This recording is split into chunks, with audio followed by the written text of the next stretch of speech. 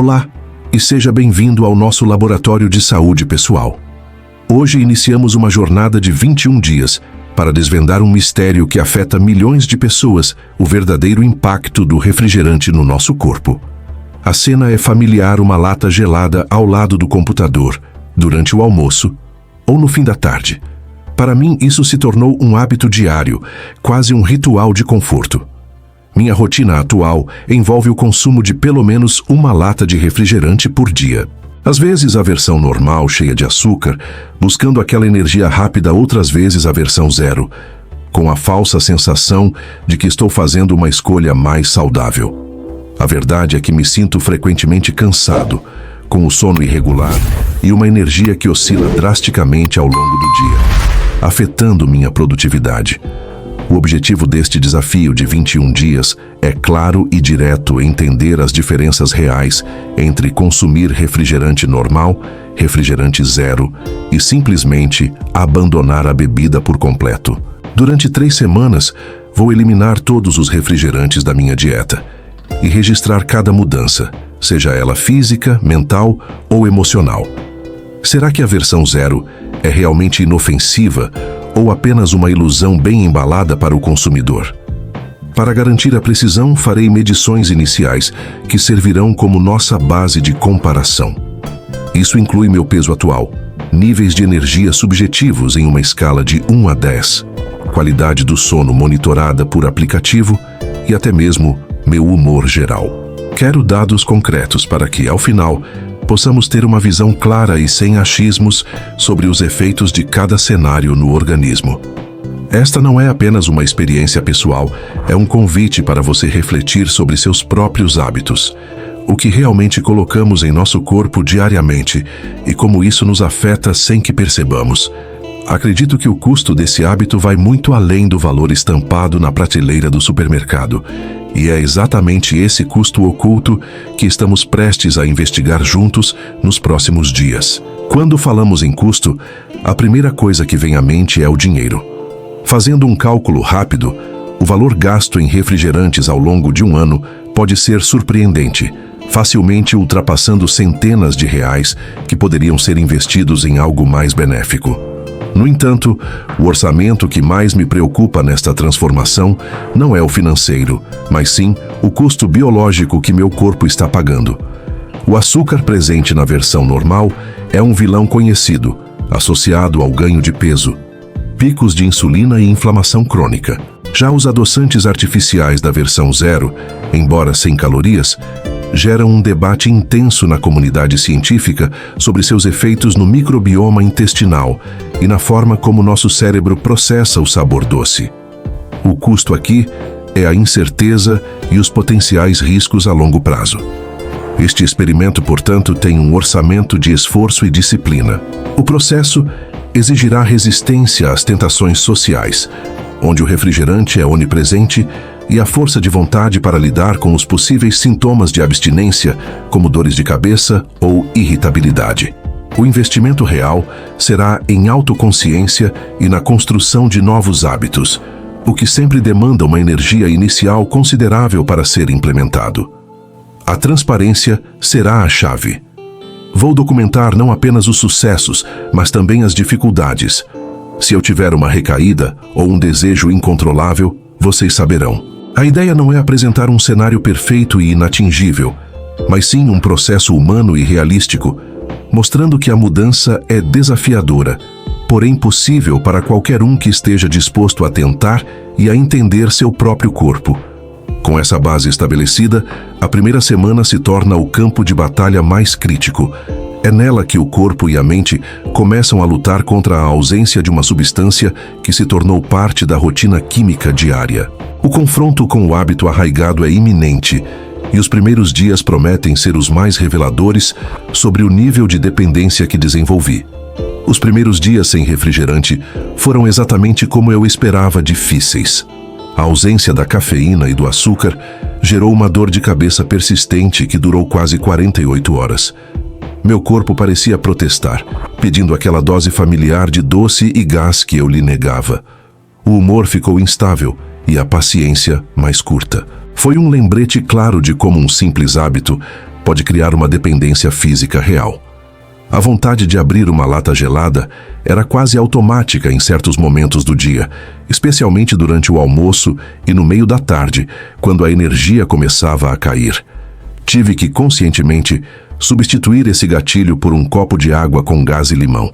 A sensação do gás ajudava, mas a satisfação não era a mesma, evidenciando o componente psicológico viciante do refrigerante que vai além da sede. Notei também uma mudança drástica na minha percepção de sabores.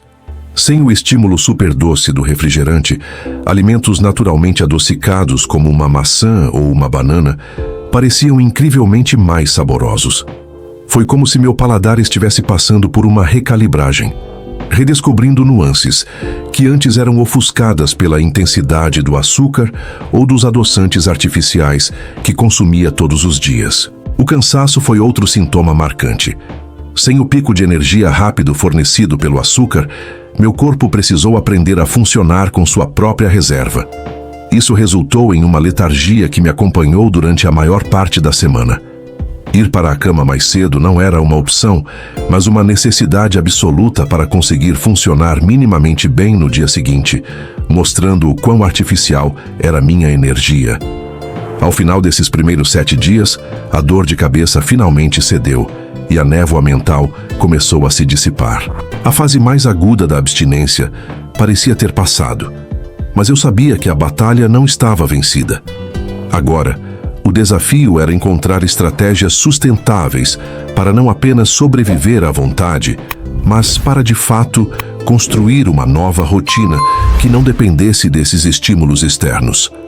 Superar a primeira semana exigiu mais do que apenas força de vontade, exigiu um plano de ação concreto. A primeira e mais eficaz dica que posso compartilhar é a hidratação criativa. Em vez de ver a água como uma substituta sem graça, comecei a experimentar. Água com gás, rodelas de limão, laranja, folhas de hortelã e até mesmo gengibre se tornaram meus aliados para replicar a sensação refrescante. Outra técnica fundamental foi a antecipação. Eu sabia exatamente quando os desejos iriam atacar, então me preparava. Deixava uma garrafa de chá gelado sem açúcar na geladeira ou preparava uma pequena porção de frutas para comer no meio da tarde.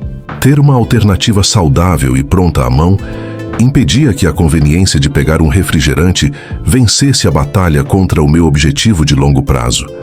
Em situações sociais, a honestidade foi a melhor política.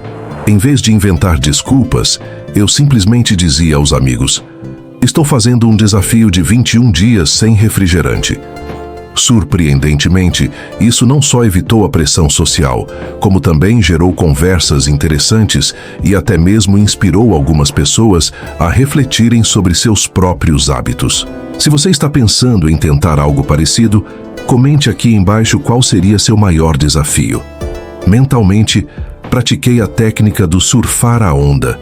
Quando o desejo vinha forte, em vez de lutar contra ele, eu o observava, reconhecia sua presença e me lembrava de que ele era temporário, como uma onda que eventualmente quebra na praia. Essa abordagem de atenção plena reduziu a ansiedade e me deu o controle da situação, mostrando que a vontade não era uma ordem, mas apenas uma sugestão. Com essas ferramentas, a transição se tornou menos um sacrifício e mais uma exploração de novas possibilidades. O foco mudou da perda do refrigerante para o ganho de novas experiências de sabor e de um maior controle sobre meu próprio corpo. Essa mudança de perspectiva foi crucial para me preparar para a segunda semana, onde eu esperava começar a colher os primeiros frutos dessa mudança de comportamento. Entrando na segunda semana, uma nova sensação começou a tomar conta a estabilidade. As dores de cabeça desapareceram por completo e os picos e vales de energia que antes ditavam meu dia deram lugar a um nível de disposição muito mais constante e previsível. Acordar pela manhã se tornou um processo visivelmente mais fácil, sem aquela sensação de ressaca ou lentidão que eu nem percebia que estava associada ao meu consumo. Os desejos por refrigerante ainda apareciam, mas agora eram diferentes. Não eram mais uma necessidade física urgente, mas sim uma memória passageira, um eco do hábito antigo. Ficou mais fácil simplesmente ignorá-los ou satisfazer à vontade com uma das minhas novas bebidas alternativas. O cérebro parecia estar, finalmente, reescrevendo os caminhos neurais que por tanto tempo levaram a lata de refrigerante em busca de recompensa. Uma das mudanças mais inesperadas e bem-vindas foi na qualidade do meu sono. O monitoramento pelo aplicativo mostrou uma melhora significativa no tempo de sono profundo. Na prática, isso se traduziu em acordar sentindo-me genuinamente descansado e recuperado, algo que não acontecia com frequência. A ausência de açúcar e cafeína à noite estava permitindo que meu corpo realizasse seus processos de reparo de forma muito mais eficiente. A hidratação também melhorou drasticamente. Ao substituir o refrigerante por água e chás, meu consumo total de líquidos aumentou, e os efeitos foram notáveis na minha pele, que parecia mais hidratada, e na minha digestão, que se tornou mais regular. Era como se cada sistema do meu corpo estivesse começando a funcionar de maneira mais otimizada, livre de uma interferência química constante que eu havia normalizado por anos. Ao final da segunda semana, eu não estava mais apenas sobrevivendo sem refrigerante, eu estava começando a prosperar. A adaptação estava completa e a sensação de bem-estar se tornava a nova norma.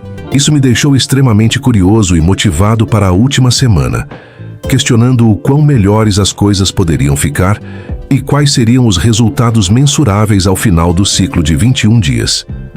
A terceira semana marcou a transição final do esforço consciente para um novo comportamento automático.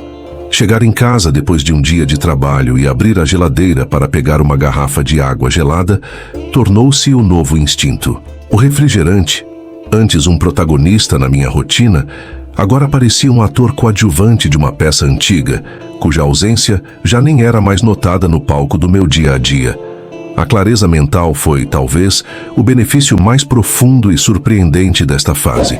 A névoa cerebral que costumava se instalar no meio da tarde simplesmente desapareceu.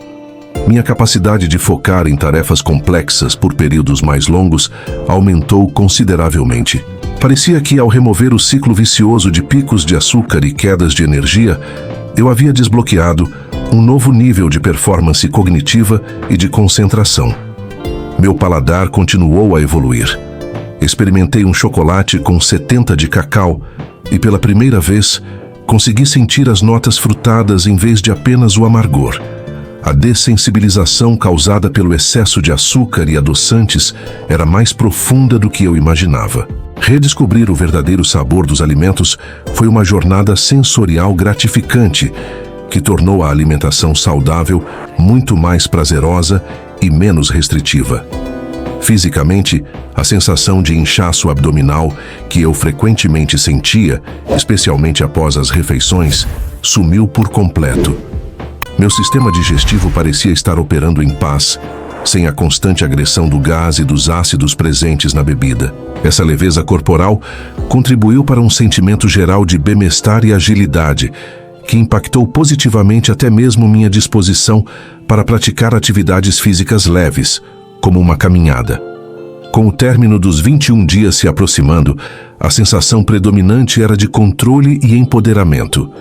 Eu não era mais um refém de um hábito.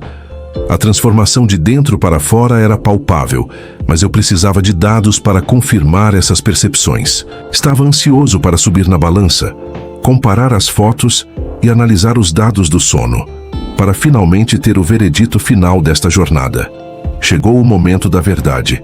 Após 21 dias de disciplina, era hora de confrontar os dados e ver se as sensações positivas se traduziam em resultados mensuráveis. O primeiro número, e talvez o mais aguardado, foi o da balança. O resultado foi uma redução de 3,5 quilos, uma perda significativa, considerando que a única mudança drástica na minha rotina foi a eliminação completa dos refrigerantes de qualquer tipo. Mas o peso é apenas parte da história. Ao comparar as fotos do primeiro dia com as do 21º, a mudança era visível, principalmente na região abdominal. A redução do inchaço era nítida, resultando em uma aparência mais definida e saudável. Essa comprovação visual foi extremamente motivadora, mostrando que a mudança ia além de um número na balança, refletindo-se em uma composição corporal visivelmente melhor. Os dados do aplicativo de sono confirmaram minhas impressões. Houve um aumento médio de 25 no tempo de sono profundo por noite. Isso explica a melhora na disposição matinal e a energia sustentada ao longo do dia. Meu corpo estava finalmente conseguindo o descanso reparador de que precisava, sem a interferência de substâncias que, mesmo na versão 0, pareciam afetar a qualidade do meu repouso. Subjetivamente, minha escala de energia, que começou em um instável 5 de 10, agora se mantinha consistentemente em um sólido 8. A clareza mental e o humor estável se tornaram meu novo padrão. A conclusão é inegável, tanto o refrigerante normal quanto o 0 tinham um impacto negativo claro no meu bem-estar geral, embora por mecanismos diferentes. A ausência de ambos provou ser a solução mais eficaz. Estes resultados não são apenas números e dados, eles representam uma recuperação da minha própria saúde e vitalidade. A transformação duradoura não está na perda de peso, mas na aquisição de conhecimento sobre como meu corpo reage e na construção de um hábito que me serve, em vez de me sabotar. Agora, a grande questão é como manter esses benefícios a longo prazo. A conclusão deste experimento de 21 dias não é um ponto final, mas sim o início de uma nova abordagem em relação à minha saúde e hábitos. A manutenção dos resultados exige uma estratégia honesta e realista. Proibir o refrigerante para sempre pode criar um desejo reverso, tornando ainda mais atraente. A moderação, portanto, será a chave para o sucesso a longo prazo, em vez da privação absoluta. Meu plano é tratar o refrigerante como ele deveria ser tratado, uma exceção, não uma regra. Em ocasiões especiais como uma festa de aniversário ou uma celebração, talvez eu me permita um copo. No entanto, ele não terá mais espaço na minha rotina diária, no meu almoço ou na minha geladeira. A consciência dos seus efeitos negativos é agora uma barreira poderosa contra o retorno do antigo hábito. A lição mais valiosa desta jornada é a importância de ouvir o próprio corpo. Os sinais de cansaço, inchaço e sono de má qualidade estavam lá o tempo todo, mas eu os ignorava ou os atribuía ao estresse do dia a dia. Este desafio me forçou a isolar uma variável e a perceber o impacto direto que ela tinha em todo o sistema. É um aprendizado que levarei para outras áreas da minha vida.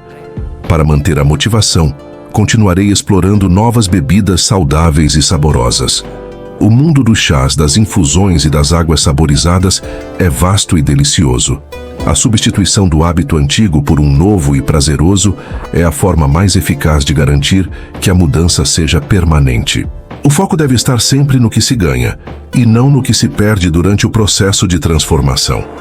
Espero que esta jornada tenha sido tão esclarecedora para você quanto foi para mim. O objetivo não foi demonizar uma bebida, mas sim promover a autoconsciência e o poder da escolha informada. Os resultados falam por si, e agora a decisão de como usar essa informação está nas mãos de cada um de nós, construindo um futuro com mais saúde, energia e vitalidade.